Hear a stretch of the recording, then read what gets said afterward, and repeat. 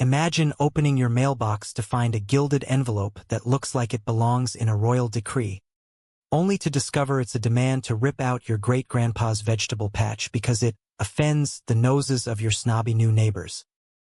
That's how my nightmare started.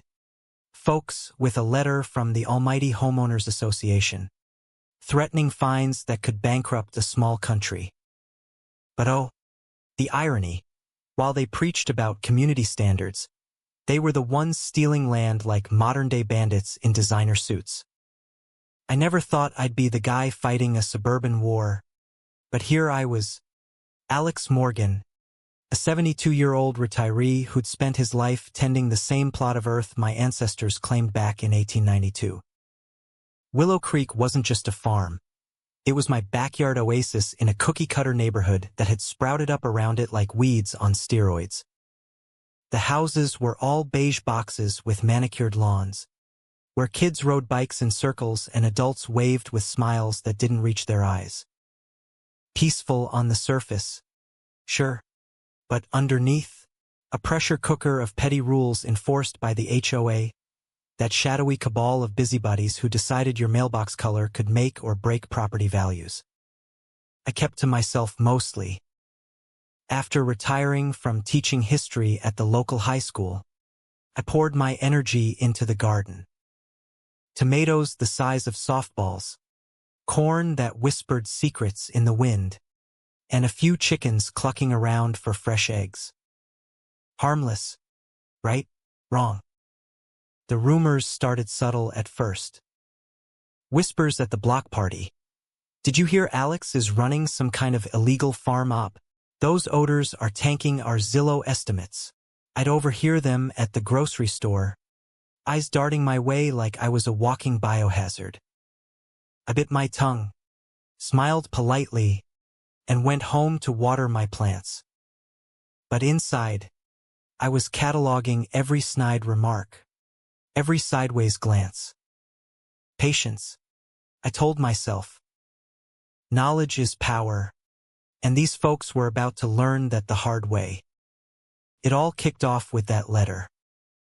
Thick, creamy paper with gold embossing, the HOA's way of saying, "We're fancy, and you're not."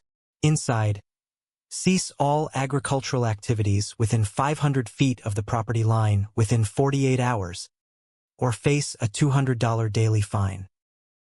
Your operations are generating offensive odors detrimental to community aesthetics and values. Offensive odors? My tomatoes smelled like summer heaven. I crumpled it up, chucked it in the recycling, and laughed it off as some overzealous newbie's mistake. But the next morning, there she was, Diane Reynolds, HOA president, striding up my driveway like she owned the deed to my soul. Diane was the epitome of suburban perfection gone wrong mid-50s, bleach blonde bob haircut sharper than a Ginsu knife, clad in a white pantsuit that screamed, "I brunch with lawyers." She extended a manicured hand, but her smile was all teeth, no warmth. "Mr. Morgan, Diane Reynolds, HOA rep. We need to discuss your activities." I wiped my dirt-streaked hands on my jeans and shook hers, feeling the chill. Activities? You mean feeding myself from my own dirt? She didn't laugh. Instead, she pulled out a clipboard, flipping pages like a judge at sentencing. The bylaws are clear. No non-ornamental vegetation exceeding 6 inches without board approval. Your farm, she air-quoted it with disdain, is in violation. And the smells? Our residents deserve better than barnyard ambience. I stared at her, processing the absurdity. Diane, this land's been in my family longer than your HOAs existed. My grandpa planted these rows during the Great Depression. You're gonna find history.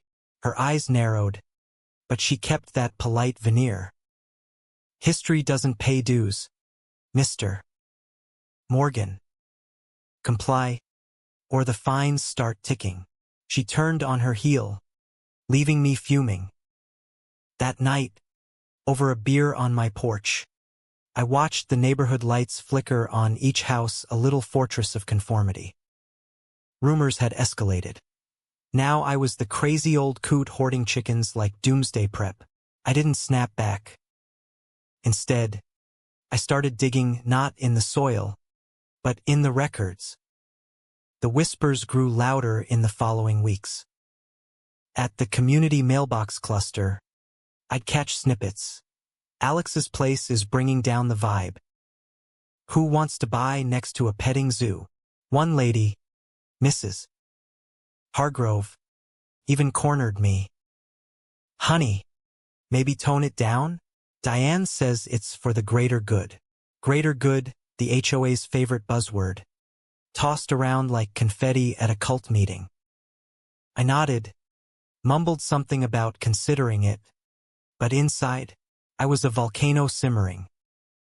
I spent evenings in my study, poring over old deeds on my ancient laptop, the screen glowing like a beacon in the dark. What I found first was a small discrepancy. My property line, according to county records, extended 20 feet further east than the HOA's map claimed. But maybe a glitch. Then I cross-referenced tax assessments. Bingo, over the decades, tiny slivers of land had been adjusted in HOA filings. Not just mine, neighbors too.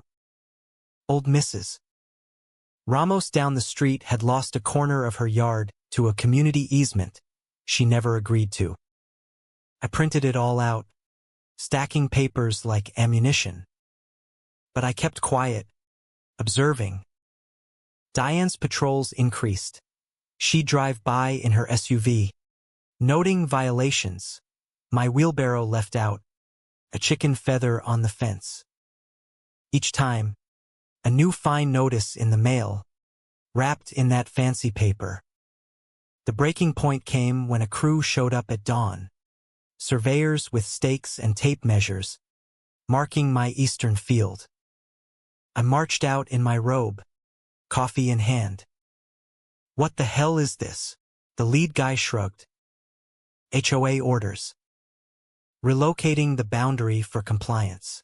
Diane arrived minutes later, clipboard at the ready. Mr.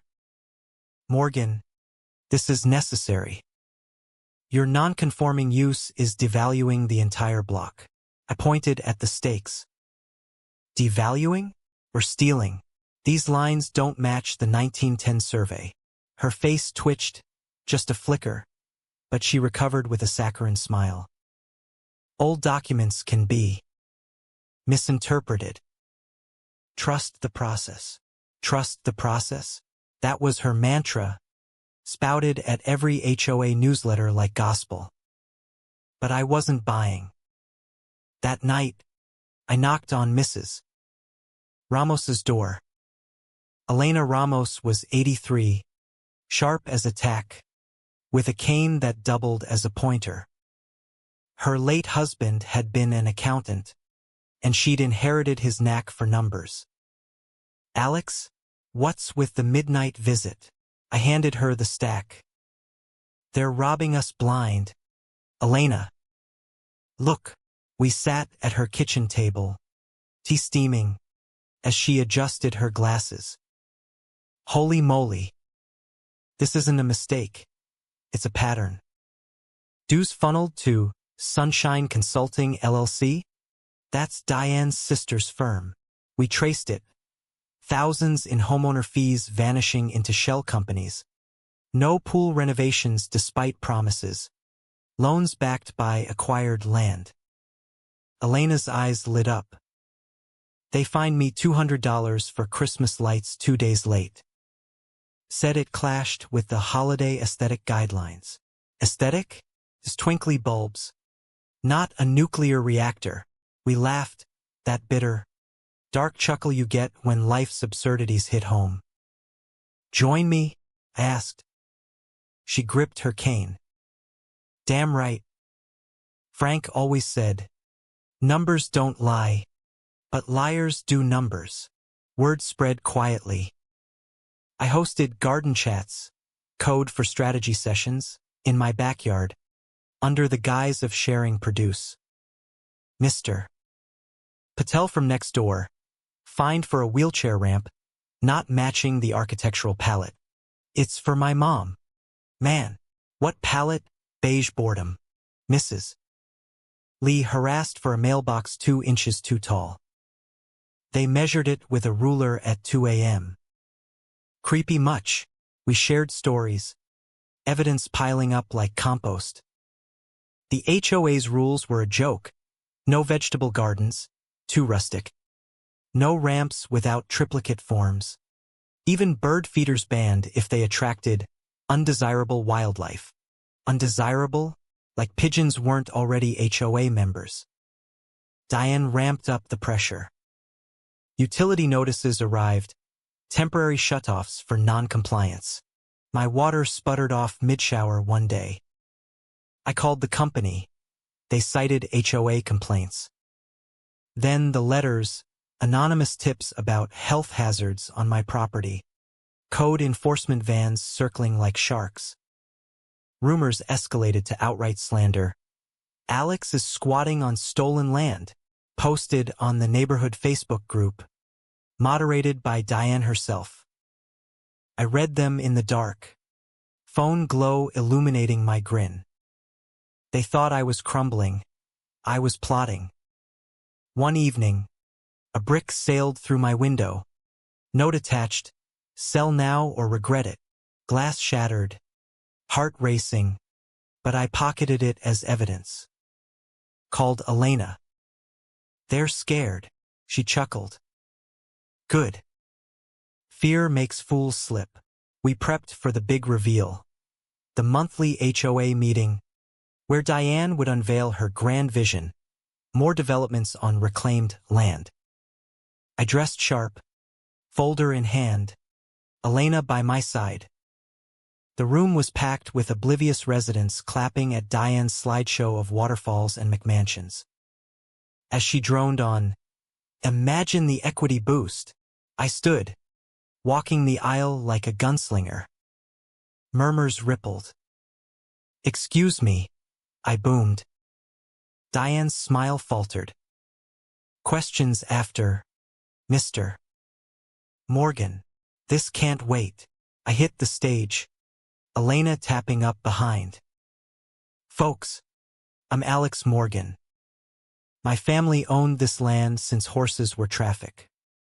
But Diane here's been playing fast and loose with boundaries." I held up the 1910 survey. "This proves theft, acres nibbled away. Dues embezzled to shell core." Gasped. Diane spluttered. "Preposterous. These are outdated relics." Elena chimed in, cane thumping. "Outdated? Like your ethics? Over $300,000 missing pool funds to your cronies." I flipped slides on a borrowed projector. Forged signatures, secret deals, loans on stolen dirt. The room erupted. "Is this true?" someone yelled. Diane's face turned beet red, voice shrill. "This is slander. We enforce for your benefit order. Values." But the crowd turned. "What about my ramp fine? My lights?" Laughter mixed with anger, that dark humor at her unraveling. "Order? You're the chaos queen," quipped. Board members fidgeted. One resigned on the spot. Diane stormed out, but not before hissing at me. "You'll regret this." Too late, media picked it up. Locals rallied. We filed the class action suit, demanding restitution. Weeks later, victories rolled. Fines reversed. Land restored. Diane ousted in disgrace. Her generous offer to buy my farm? I countered with a basket of tomatoes. "For your offensive odors." In the end, it wasn't just about my patch of dirt. It was seniors like us proving that legacies trump greed. Unity turned their intimidation into our fuel, their rules into ridicule. But here's the kicker. Folks, was Diane the real villain, or just a product of a system that lets petty tyrants rule our backyards? You tell me right or wrong.